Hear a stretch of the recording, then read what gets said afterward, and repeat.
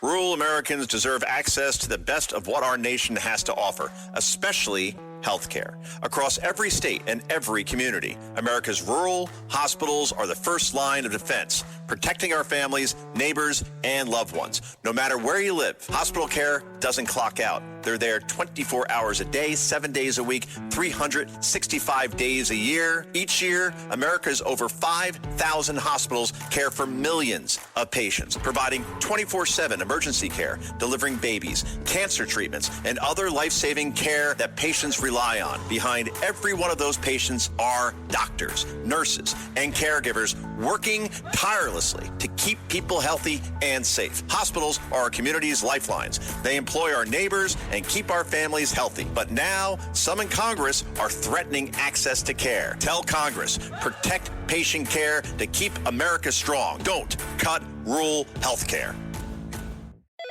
LifeLock, how can I help? The IRS said I filed my return, but I haven't. 1 in 4 tax-paying Americans has paid the price of identity fraud. What do I do? My refund, though. I'm freaking out. Don't worry, I can fix this. LifeLock fixes identity theft guaranteed and gets your money back with up to $3 million in coverage. I'm so relieved. No problem. I'll be with you every step of the way. 1 in 4 was a fraud-paying American. Not anymore. Save up to 40% your first year. Visit LifeLock.com/podcast. Terms apply. The Rev and the Rabbi on the Red Apple Podcast Network. Good morning, I'm Rabbi Joseph Potasnik. And I'm Reverend A.R. Bernard. Reverend, I heard Pope Leo say the other day that he's asking people to consider giving up for Lent, talking ill of the other person. Oh. That means there may not be talk radio for the next 40 days. No, but that's something. Fast. Yeah, that is something to consider, but I don't know how many people can fulfill that. But there is one individual who might qualify, and that is the 54th Comptroller of the state of New York, the Honorable Thomas P. DiNapoli. Good morning, Comptroller. Good morning. It is great to be back with the Rev and the Rabbi. By the way, I was on the program.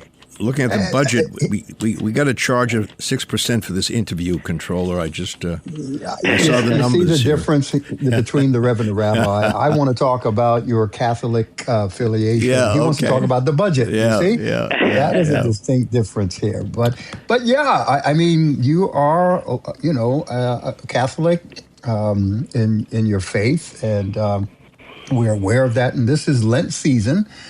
For Muslims, it's Ramadan, but you engage in Lent, correct? It's part of the your Catholic practice. Yeah, I went to Mass for Ash Wednesday, and actually it coincided with the week of my late mother's birthday. So we always do a Mass for each of my parents for their birthday and the anniversary of their passing. So my mother's birthday was Valentine's Day, but we did the Mass on Ash Wednesday. I guess it was the 18th, right? If I'm remembering the numbers right.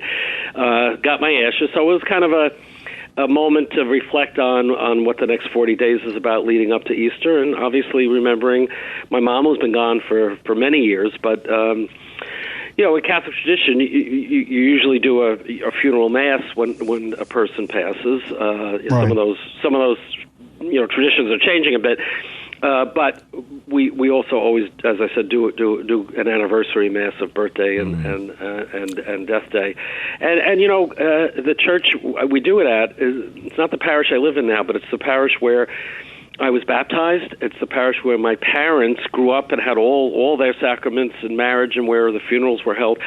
So when I'm in that church and remembering, in this case my mother, and being in the place where I was brought into the Catholic faith, where I was baptized, where my parents were baptized, it really reconnects me with what is my family's tradition and has been a very strong part of our identity. I mean, look, I'm sure I talked about it on the show before. My grandparents came over from Italy. They had next to nothing, but the one thing they had was their Catholic faith, and that got them through being immigrants, becoming Americans, the Depression, raising families here, all of that, and the faith was always intertwined with their sense of hope and optimism, and I don't think that's a unique story.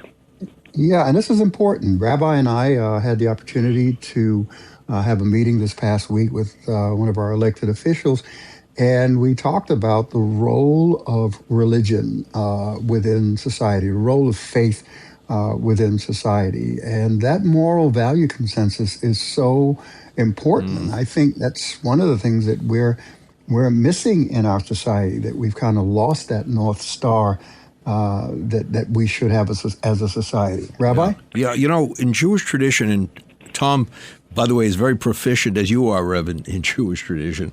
We have what's known as a Yahrzeit, the anniversary of the death of a person. We light a candle. And one of the messages of a Yahrzeit is to remind ourselves that a person may have left this world, but that legacy has been left behind by this person. There's an interesting statement that Jacob the patriarch never died. As long as his children are alive, so too is he alive. And I think that's one of the reasons we have memorial services. It's not just to take a moment, recite a prayer, but it's to look at responsibility. What can we do to perpetuate the memory of someone who has meant so much to us? So that's why having the Mass, having the Yahrzeit, lighting the candles, saying the prayers, but above all, walking away and saying, what more can I do to keep that message alive? What can I do in my life? So it's not just a look back, it's a look forward at responsibility. Here's where I'm going to challenge the rabbi on this, Tom, because we parallel the Catholic celebration of Lent. We're Protestant in our tradition, but we parallel that and celebrate it. But it's also a 40 days of fasting. And fasting is not always fasting from food. Sometimes it's fasting from bad attitudes or negative dispositions. What say you gentlemen about that? Well, I wouldn't know much about, some of the attitudes. You can address that. No, but look, when we talk about, for example, a month before Rosh Hashanah, the New Year, there are communities that indulge in these moratoria of not speaking ill of someone. For 30 days, we're not going to speak ill of someone. We're not going to gossip. So whenever there's a fast, it's not limited to food. That may be part of it, but that can't be all of it. And I think all of us saying, we're fasting from what? From behavior. Look at the prayers. It doesn't say, just talk about food, the blessing of food, but to talk about communal responsibility, individual responsibility. So I think fasting, those of us who are proficient in religion know it means a lot more than refraining from eating. Yeah, well, Tom? of course, when we were kids, right, you gave up candy, you gave up chocolate, bubble gum or whatever. As I became an adult, cake, whatever. I don't really do that anymore. But what I because people ask me still, what are you giving up for Lent? Right? It's always the Catholic. What are you giving up for Lent? And I've taken the view which kind of parallels what we're talking about is try even harder, to be a better person, whatever that definition is, whether that's speaking less ill, reaching out to folks you haven't talked to for a bit. I think that's more. I understand when we were kids why they, that issue of, self-denial and try to refocus made some sense. But as an adult, I think the bigger question is, how do we improve our own condition and the broader human condition? Right. And I do think, because then I remember, we come up to Easter weekend, and then I remember, do we have to wait till Easter Sunday morning, or is it noon on Saturday that we can start eating candy again? I mean, with Catholics, we have all these rules. The rules change. We used to not eat meat on Fridays. Then it was only not eating meat. During Lent, which days? Well, we Jews don't know about. We don't know about all those rules. Of course not. Yeah, let me ask you something. When you give up something, it's got to be something that is of meaning to you. Like you can't say, I'm going to give up something that I'm going to give up meat when you don't eat meat anyway. Right. It's got to be something that pertains to your lifestyle. Right. Well, you're right. But when you're a kid, right? So chocolate could be very important. And then, of course, again, Catholic guilt, right? Maybe a little different than Jewish or Protestant guilt. And then, God forbid, you forgot for 1 minute and you ate that Hershey's candy bar. Am I going to go to hell because I forgot I gave up chocolate and I ate the candy bar? So some of that stuff, imprinted, some stuff maybe that was a little too burdensome. Which I worry, for some people. As they got older, did that get them to kind of marginalize the broader significance of what Lent is about? The broader significance of it leading up to Easter, which for a lot of folks talk about Christmas, especially non-Christians, like Christmas is the big holiday, and it's the gifts and it's commercialization, all that. From my perspective, and Rev, curious about yours, Easter is really the significant holiday because that's the resurrection. That's the whole message of God's Son coming down and dying for all of us. That is the key Christian holiday. And I love the fact that you don't get hung up in gifts. We would get Easter baskets and you hunt for eggs and that kind of thing. But that core message of the religion is the resurrection. It's Easter Sunday. And whether you believe in resurrection or not, it's about new beginnings. It's the first day of the week. That's why we celebrate it as our Sabbath, because it symbolizes new beginnings. Rabbi, you mentioned something, and I have to point to Hebrew scripture in the book of 2 Samuel, where David says, I will not offer burnt offerings to the Lord my God that costs me nothing. Right. Wow. How powerful is that? It is. If I'm going to give something in sacrifice, it's got to be right. It's got to cost me something. Right. Yeah. And one of the reasons for fasting in general is we know that people enjoy eating. And when you fast, you're taking away that pleasure, but you're also demonstrating that you're sincerely committed to what you're saying. I'm willing to suffer. I'm willing to, deny myself food and make this declaration. But Tom, we're going to come back, so we're going to talk about the budget, obviously. But one of the things I find about you is because you're a person of faith, you often say to me, we're going to get through this. And I say to myself, a person of faith is a prisoner of hope, and no matter what the crisis is, we will get through it because you sincerely believe that. You believe it on different levels, but one of those levels is your spiritual connection. Oh, no question about it. And that's again, the message of Easter, the season we're coming into. It is hold on right there, gentlemen. Yeah. We'll be right back with more of the Rev and the Rabbi right here on Red Apple Radio Networks. The Rev and the Rabbi on the Red Apple Podcast Network. Rural Americans deserve access to the best of what our nation has to offer, especially health care. Across every state and every community, America's rural hospitals are the first line of defense, protecting our families, neighbors, and loved ones. No matter where you live, hospital care doesn't clock out. They're there 24 hours a day, 7 days a week, 365 days a year. Each year, America's over 5,000 hospitals care for millions of patients, providing 24/7 emergency care, delivering babies, cancer treatments, and other life-saving care that patients rely on. Behind every one of those patients are doctors, nurses, and caregivers working tirelessly to keep people healthy and safe. Hospitals are our community's lifelines. They employ our neighbors and keep our families healthy. But now, some in Congress are threatening access to care. Tell Congress, protect patient care to keep America strong. Don't cut rural health care.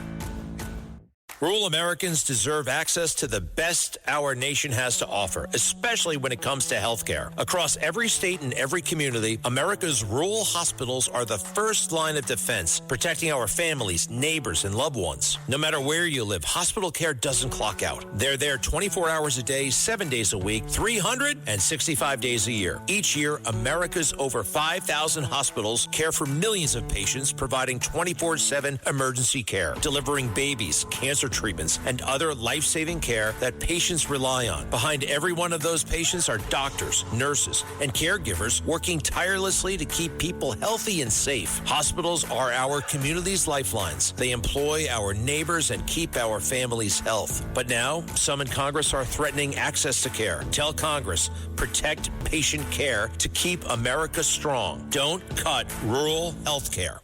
Rural Americans deserve access to the best our nation has to offer, especially when it comes to health care. Across every state and every community, America's rural hospitals are the first line of defense, protecting our families, neighbors, and loved ones. No matter where you live, hospital care doesn't clock out. They're there 24 hours a day, 7 days a week, 365 days a year. Each year, America's over 5,000 hospitals care for millions of patients, providing 24/7 emergency care, delivering babies, cancer treatments, and other life-saving care that patients rely on. Behind every one of those patients are doctors, nurses, and caregivers working tirelessly to keep people healthy and safe. Hospitals are our community's lifelines. They employ our neighbors and keep our families' health. But now, some in Congress are threatening access to care. Tell Congress, protect patient care to keep America strong. Don't cut rural health care.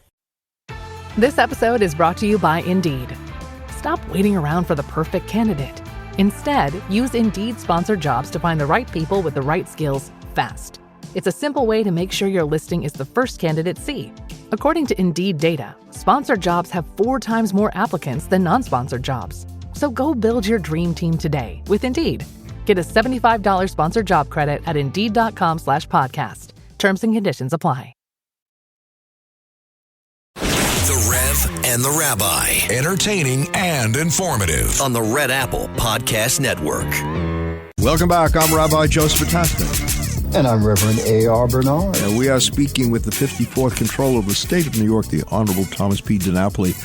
Comptroller, I saw a sign recently in an office that said, optimists live longer. Studies have shown optimists live longer than pessimists. And it's very easy. Before we got on the air, we said if all you do is read the front pages of certain papers, it's very easy to become pessimistic and say, what's the sense? But in all the years I've known you, and we go back quite a few years, you've always had that sense that whatever we're going through today, tomorrow is going to be better. Some people only see the thorns of life. You somehow recognize that thorns are attached to roses, so you can't have one without the other. But what is it that sustains you? Is it your faith? Is it your relationships with people? Probably all of those things. What is it that gives you that confidence that no matter what crisis, we're going to overcome it? Well, I mean, it's all the above, and I think it's just, I felt this way when I was younger, and I feel this way as I've gotten older. We can make a difference, and that's why I've chosen public service as my calling, and to want to continue to be in public service, because I think even when times are tough and circumstances are difficult, we can make them better. Not individually, right, in concert with other people, but I do think my faith has been an important part of that. You know, again, we were talking about Easter, and you know, as Reverend Bernard said, you know, the message of hope and new beginning and so on that's associated with that. But you know, I think as well of you know, we believe there is a heaven. There's something even better to come along at some point. We believe. I love the saints. You know, Saint Michael the Archangel is my grandmother, one of her most favorite saints. And at the Mass I was at on Ash Wednesday in this parish, they end the Mass with the prayer of Saint Michael. They don't do that at my parish, but it's a wonderful prayer because it has that message of Saint Michael being a force for good and going against Satan and the evil in the world. And I think that my faith teaches me that there is evil and bad things in the world, and we can't act like there isn't. But the counter to that, in a very real sense, with Catholics are like St. Michael the Archangel out there to fight Satan, but the notion that there are forces of good that are as great, really greater than evil, they got our back. They got our back. Yeah. And so when I do my prayer, I do a prayer in my heart, you know, to St. Michael. I do a prayer. St. Teresa of Lisieux is one of my favorite saints. I think of now St. Pope John the 23rd, who was the Pope as I was, you know, opening my eyes to the world as a young person. He was the Pope. And I had always had such a strong attachment to and as you know, Rabbi, his work as far as building bridges to the Jewish community. Yeah. I mean, that's really where the change in the Catholic attitude towards relations with the Jewish community came out of it. It always frustrates me a bit that a lot of folks don't remember Pope John the 23rd, and these examples give me strength and a sense of hope. And so Tom, Rev, are we saying that if you're truly religious, you don't have the luxury, if that is a luxury, of being a pessimist? You can't be a religious pessimist. Is that true? Well, I like the fact that optimists live 11 to 15% longer than pessimists and have a 50 to 70% higher odds of reaching age 85 or older. I like those odds. And why wouldn't I want to live longer? I know individuals who, when you talk to them, it's burdensome because they only see life through the lens of despair.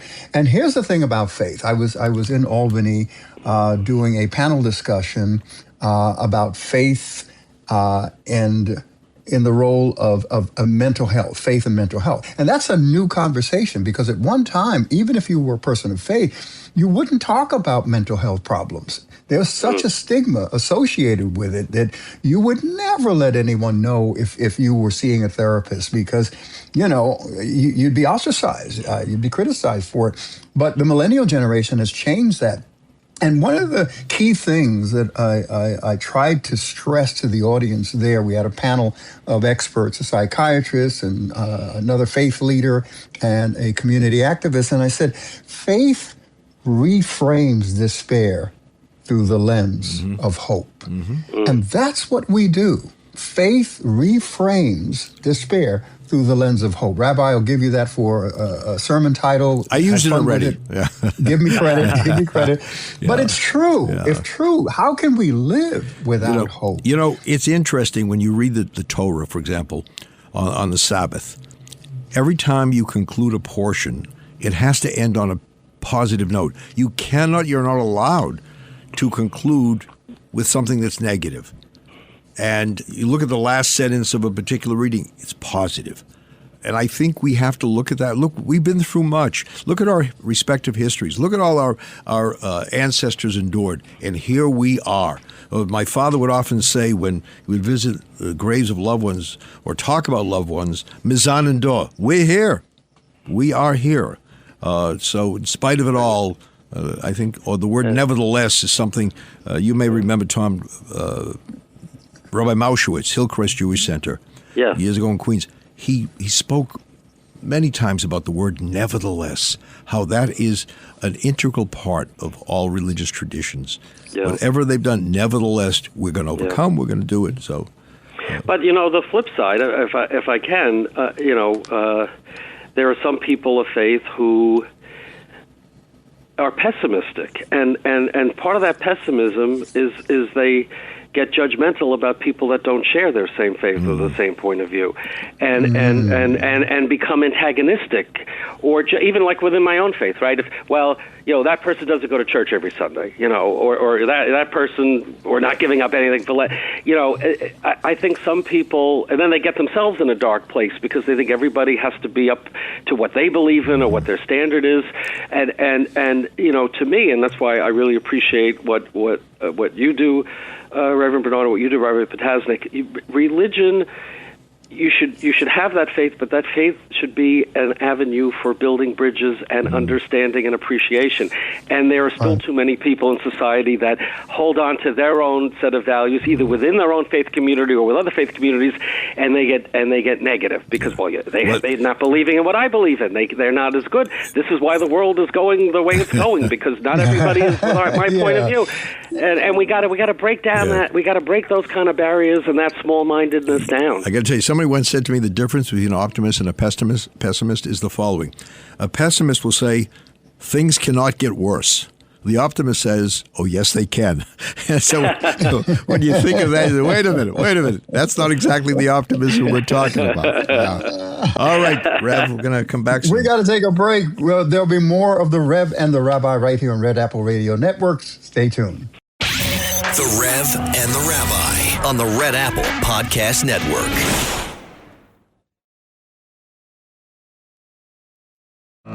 The Rev and the Rabbi. Entertaining and informative. On the Red Apple Podcast Network. Welcome back. I'm Rabbi Joseph Potasnik. And I'm Reverend A.R. Bernard. And we have extended the presence of our Comptroller, Thomas P. DiNapoli, 54th Comptroller of the State, because we want to talk about a host of things. Now we're going to talk about a budget, because that's on people's minds. Tom, let me ask you, I know in our personal lives, when we see increased expenditures, we have to look at the other side about increased savings. And I think what some people are concerned about is they hear about, let's raise taxes, let's do all of these things, but they don't hear enough about, well, we're going to cut this. Let's look within. Do you find that to be so? I feel like we're back to the question of optimism versus pessimism, right? And faith. Look, one of the challenges in government, obviously, is that budgeting tends to be, what did we spend last year and how much more do we spend, this year? There is not, as, years ago we talked about the concept of zero-based budgeting. Instead of using the current year as your base and seeing how much you have to add to it, just start, in a sense, from scratch. Start like you're at the very beginning and build your budget together. Unfortunately, the way, looking at, the state for the moment, and a lot of folks are talking about the city budget as well, that's not what happens. And one of the challenges for the state, certainly, and to the city as well, we will get through the budget negotiations and we will have a balanced budget for the coming year. It always happens. The problem is, and this is, during when we got all that federal money during COVID, it was a little different for a while, but now that federal money is spent down, you finish the current year budget that you're working on, and then you have these built-in out-year budget gaps. Last year's budget, $254 billion for the state, there were out-year budget gaps. We come up to this year.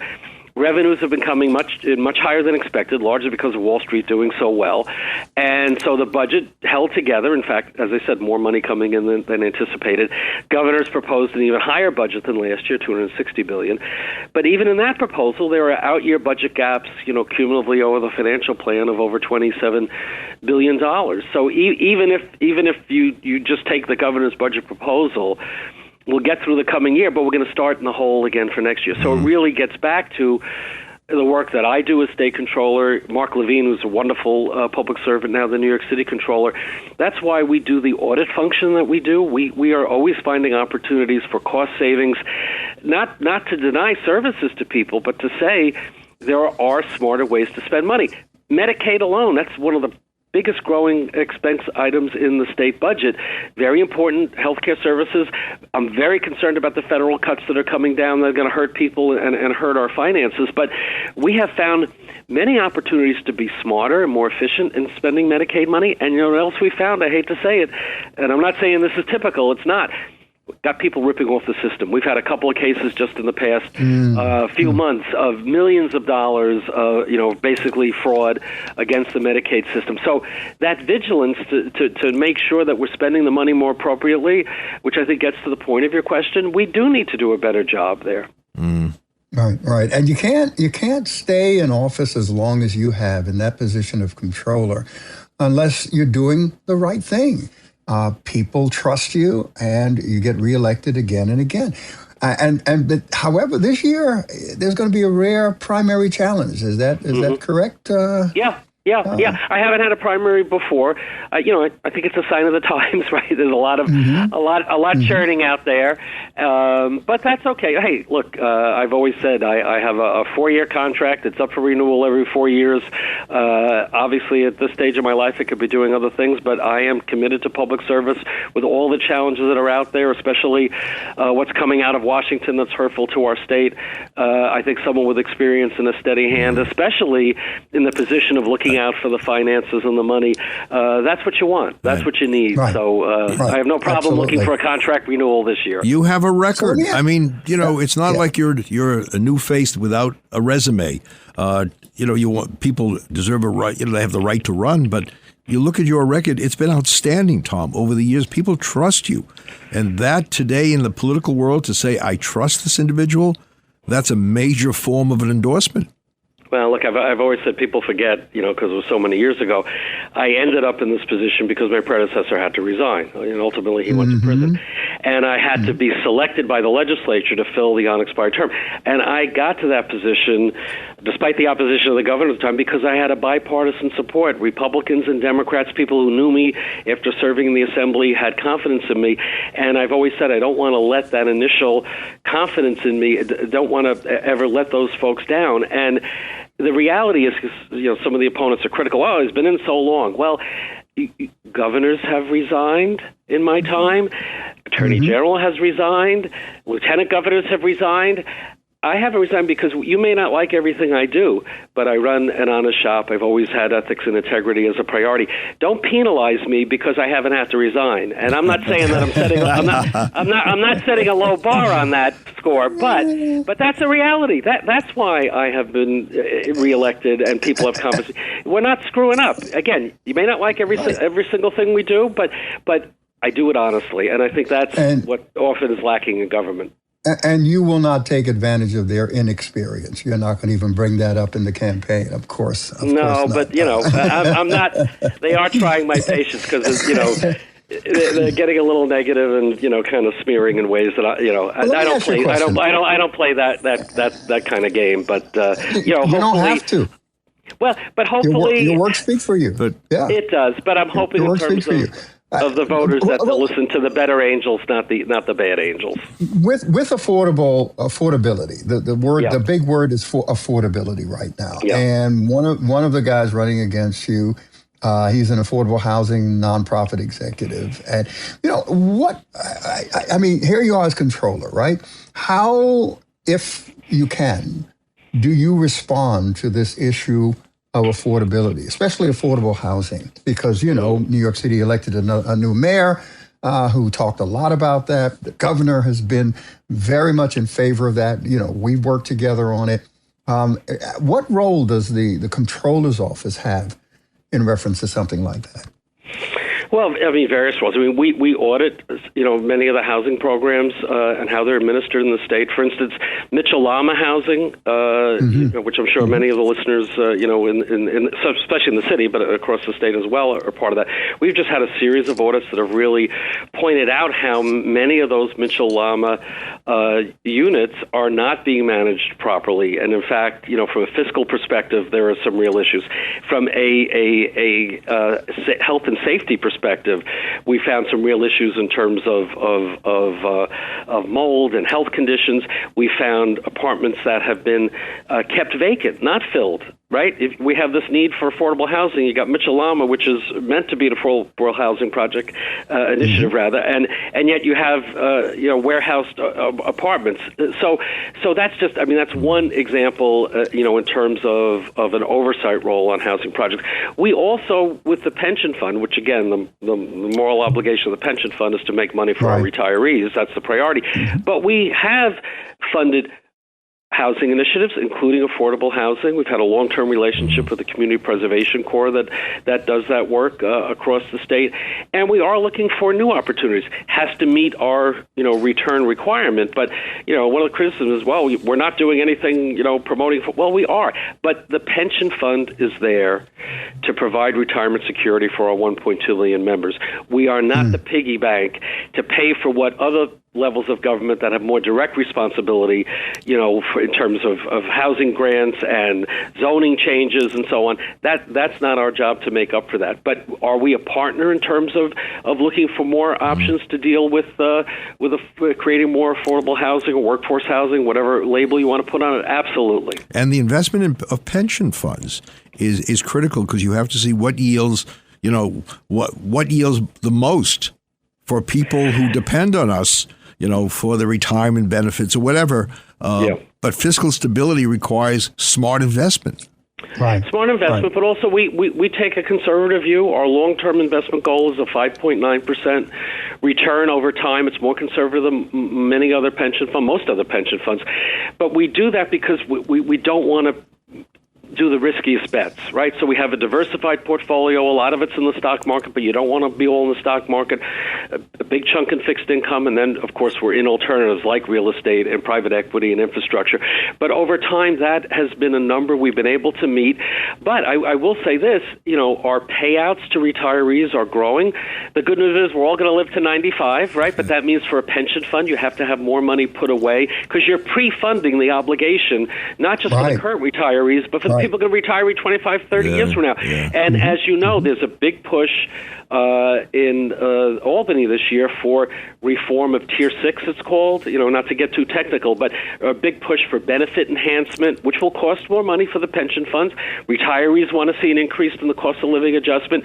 If those get approved by the legislature and the governor, going to require us to pay out even more money. So we can't use the pension fund as a piggy bank for pet projects. We have to, at the end of the day, get back to our obligation to the frontline workers, whether they be police, teachers, nurses, firefighters, municipal workers, in the city or across the state, whether it's Mark Levine for the city or the Teachers Retirement Fund or the fund that I'm the trustee for, we have to look out for the long-term strength of the fund. That's got to be our priority. And Tom, I'm glad you clarified that, because you could be accused of sitting on money that you could be doing other things with, and you have to be very careful how you manage, how you steward those things. Did you hear that, Rabbi, by the way? You heard it here on the Reverend Rabbi show, a Democrat taking a conservative view.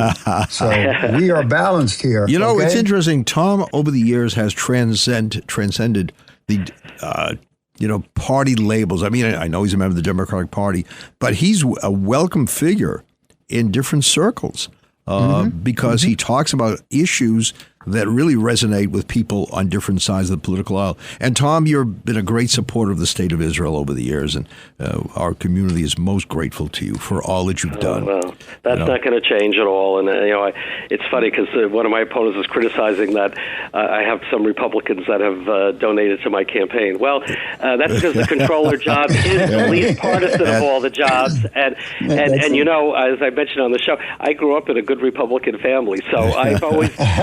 I don't think one side is better than the other. There's good and bad on all sides, and you want to have everybody together. Before we let you go, common sense. Before we let you go, Tom, I put in a claim for Reverend Bernard's unclaimed funds. So but you won't get any of it. It all goes to him. He promised to let me know when he gets the check. So I'm trusting my brother here. You can't leave, Tom. I know you are really very emphatic about this. Unclaimed funds. How much money are you holding so far? Well, I mean, these are all bank accounts and uncashed checks, so the money keeps coming in.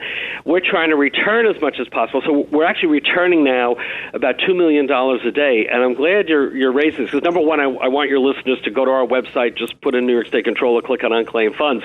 But we have a new program we started in 2025 where if we have what we consider to be valid information on who you are for new accounts coming in $250 or less, instead of us sending you a letter saying contact us, we will send you the check. Get the check in the mail. So some people have been concerned, is it a scam? Is it real? If you get one of those checks, and we'll have a letter as well explaining it, it's real. Cash it, but we're hoping to expand what we're doing on that initiative.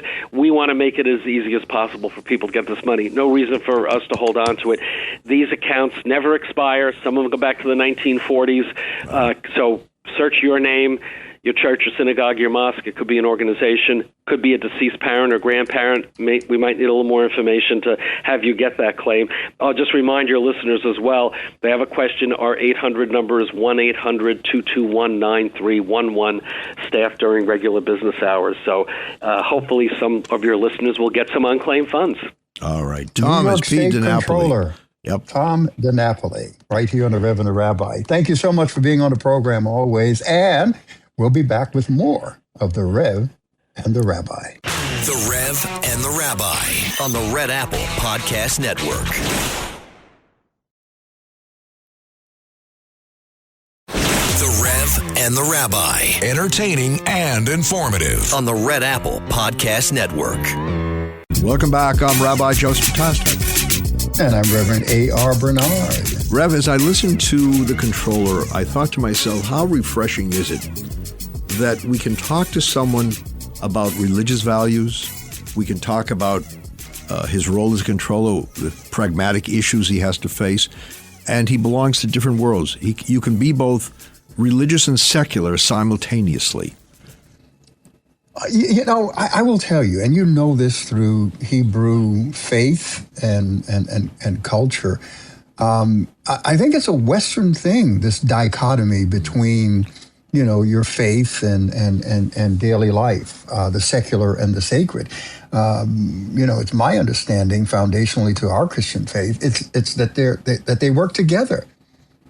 They are not in opposition to each other the way we think they are. And some express, this battle between the secular and the sacred, But no, they work together under different authority, but they work together. I have a friend who's a doctor, and when you sit in his office and look at his desk or look at the books behind him, a number of them are religious books. He's Jewish, so he has a copy of the Bible. He has a copy of the Talmud. And because of the digital network today, he's able to access different learning sessions online. He tells me he comes into the office early, he gets online, he hears the teaching of the day, prays, and then he sees his patients. But he's able to do both. And I think if we can take advantage of that dichotomy, as you say, when I went to Yeshiva University, they spoke of synthesis. So you had your religious classes in the morning, you had your secular classes in the afternoon, and you were part of two worlds. Maimonides was a great doctor. He was also, a great theologian. You can be part of two worlds. So I know we live in an age of specialization, but there are times you can, put your feet and your eyes on both. Mm-hmm. Rabbi, let me bring this up because you and I have spoken over the past week about safe spaces, to be exact, buffer zones, right. 25 to 100-foot buffer zones to create safe spaces for worshipers. This is being put out as legislation by Governor Hochul. New York City Council Speaker is proposing, Julia Menon proposing 100-foot buffer zone. Let's talk about this, Rabbi. Of course, this has come to the forefront because of what happened in Minneapolis. And also here in New York, you had 92nd Street Y and Park East Synagogue. I think people misunderstand something. We're not against protesters because we were protesters. We know we know what it is to protest, but we want to protect both groups. That you can protest, you can pray, you can walk into a house of worship and hear a particular presenter. You can stand there with your sign protesting that particular speaker, but we got to keep you apart. We don't want to see combat. And I think some people try to say, well, my free speech. Nobody's limiting free speech. On the contrary, we value it, but we have to do it safely. And we have to balance free speech rights with the ability of individuals to enter their houses of worship, with the synagogue, churches, mosques, whatever it is, without facing harassment. Yeah. Every church is not like, Christian Cultural Center. We have our own security force and uniformed police, etc. And we've had one protest against us during the Bloomberg administration where people, were upset with something that he did in policy, and I supported him. But this is how we handled it. They had to stay across the street from the church. They could not come into the church parking lot, of course not, and nor on the sidewalks where parishioners were moving back and forth. And we had barriers set up. In fact, my staff brought them coffee and donuts. How about that? It was cold. Yeah. And they asked me, how do we deal with this? I said, take them some coffee and donuts right now. And it was amazing because we agree with the right to protest. We agree with free speech, but we also know that people's right to worship without harassment should be protected as well. Yeah, and it's not a contradiction as some people are trying to make it. And by the way, we don't want to get bogged down in numbers. I know police, NYPD, which does a great job, is looking at the separation areas. What do we need to keep people apart? But we want to allow people to maximize their opportunities on either side. You know, I've walked by St. Patrick's Cathedral. There are protesters on the other side of Fifth Avenue. I've walked by Jewish houses of worship, seen protesters. Okay, just don't, as you say, don't interfere. Don't harass me as I'm walking in where it's in your face. By the way, same thing should be true on college campuses. Kids should be able to walk to class without, that kind of interference. We unfortunately saw, a denial of that freedom of movement on some of the campuses. What happened at Columbia? I talked to some of the students. I said, "My God, I watched the class on Zoom because I was afraid to walk to class." So we're going to be standing together. There's going to be press conference at City Hall. We're going to be signing, all kinds of statements. But again, it doesn't favor one over the other. It favors both who are sincere in the cause. And we just want to make sure that the passageway is open and a place is, preserved for those who want to protest on the other side. Right. Yeah. Well, Rabbi, it's been a great conversation with our friend Tom DiNapoli and the great job that he has done. That's why he's still Comptroller. And I love the conversation that we had about optimism versus pessimism. It is so important that we look at life through the lens of hope and not despair. And I think that's a major, major part of what religion does. As I said, reframing despair through the lens of hope. Yeah, we spoke about that, sitting at a table, saying that there's enough pain in life that we have to give people more reason to live positively. They experience the pain, but they can't be the sole emotion that they receive when they walk into a house of worship. They have to walk out and say, yeah, I am in pain, but I am also with hope for the future, and I'll overcome the pain. Absolutely. All right. Great show, Rabbi. Always a pleasure being with you and our listeners from across the nation. Until next week, the Rev and the Rabbi. God bless. Thanks for listening to the Rev and the Rabbi. You can hear the Rev and the Rabbi Sunday mornings at 7. If you like the podcast, share it with your friends and listen anytime at WABCRadio.com and download the WABC Radio app. Hit that subscribe button on all major podcast platforms. Plus, follow WABC on social on Instagram, TikTok, Facebook, and X. See you next time for a new episode so you never have to wonder. What the heck is going on here? Rural Americans deserve access to the best of what our country has to offer, especially health care. Across every state, every community, America's rural hospitals are the first line of defense, protecting our families, neighbors, and loved ones. No matter where you live, hospital care doesn't clock out. They're there 24 hours a day, 7 days a week, 365 days a year. Each year, America's over 5,000 hospitals care for millions of patients, providing 24/7 emergency care, delivering babies, cancer treatments, and other life-saving care that patients rely on. Behind every one of those patients are doctors, nurses, and caregivers working tirelessly to keep people healthy and safe. Hospitals are our community's lifelines. They employ our neighbors and keep our families healthy. But now, some in Congress are threatening access to care. Tell Congress, protect patient care to keep America strong. Don't cut rural health care. This message is sponsored by Greenlight. With school out, summer is the perfect time to teach our kids real-world money skills they'll use forever. Greenlight is a debit card and the #1 family finance and safety app used by millions of families, helping kids learn how to save, invest, and spend wisely. Parents can send their kids money and track their spending and saving, while kids build money confidence and skills in fun ways. Start your risk-free Greenlight trial today at greenlight.com/Spotify. That's greenlight.com/Spotify.